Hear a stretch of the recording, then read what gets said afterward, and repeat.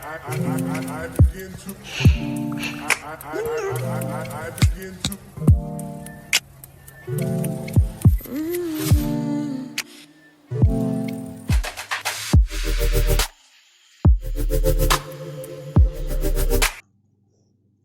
na.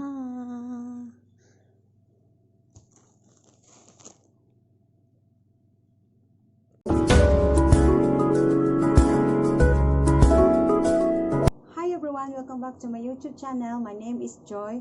Kung bago ka lang po sa akin channel, welcome po sa iyo. At kung mahilig ka po sa halaman, please subscribe and click the bell button para update po kayo sa aking next video. At this video po ay mag-unboxing po tayo.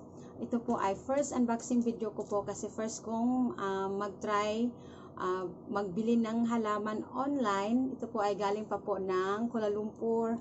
At in-order ko siya noong August 4. Pinadala din nila noong August 4. At yun na, kaka-deliver lang ngayon, ngayong araw. At gamit ay pusladyo. Kaya ibubuksan na natin. Bubuksan na natin. At sana okay lang siya. Kasi ano po, 4 days na siyang nandito lang sa box. Kaya, sana okay lang siya. Excited na ako guys na makita siya. At ma-meet yung bago kong babies. Isa lang po to. Isa lang sa loob.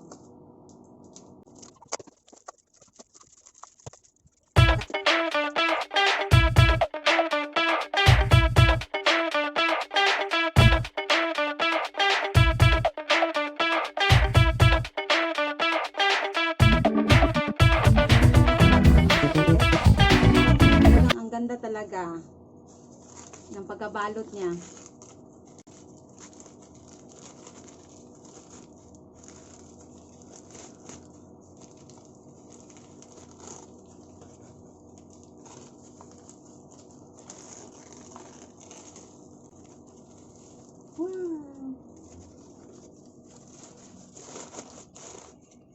Oh, may ano na pala siya, may pot. Kasi akala ko talaga ano lang. Wala talaga yung plants lang na talagang pinadala nila.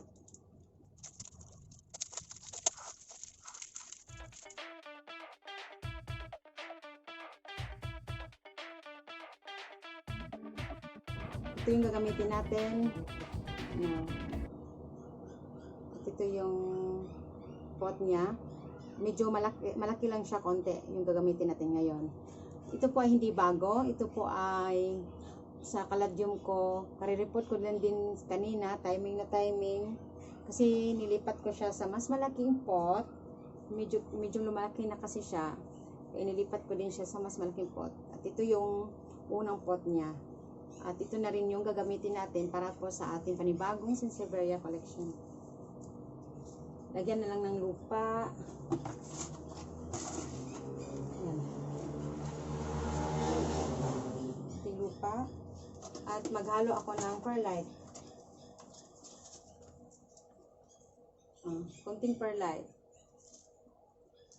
At paghaluin lang.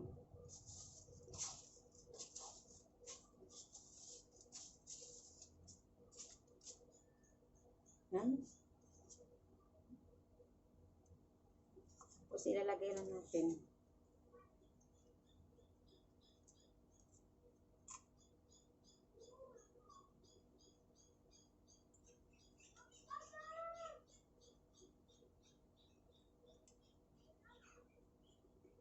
Kinukuha ko yung mga dry leaves na dumitikit sa ibaba.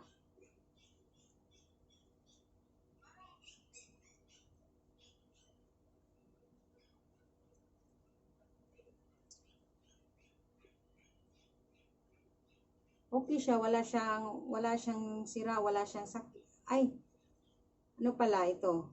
Itong isang dahon lang. Medyo naputol konti.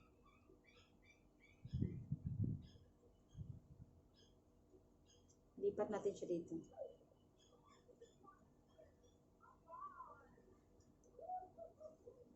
Kulang yung lupa. Dalaga natin.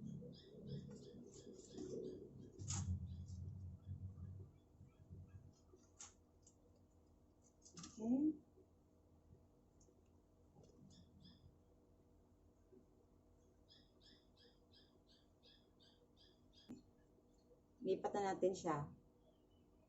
Katapos yung last naman ay didiligan natin siya.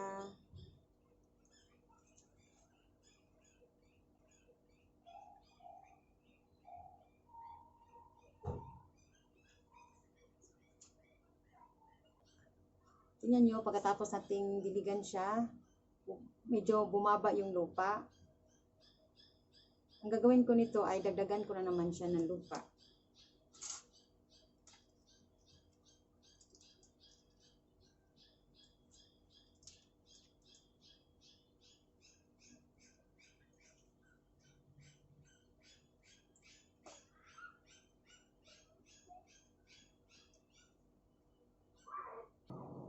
Tapos na natin i-repot. Ito na siya. 'Di ba? Meet my Streakergold.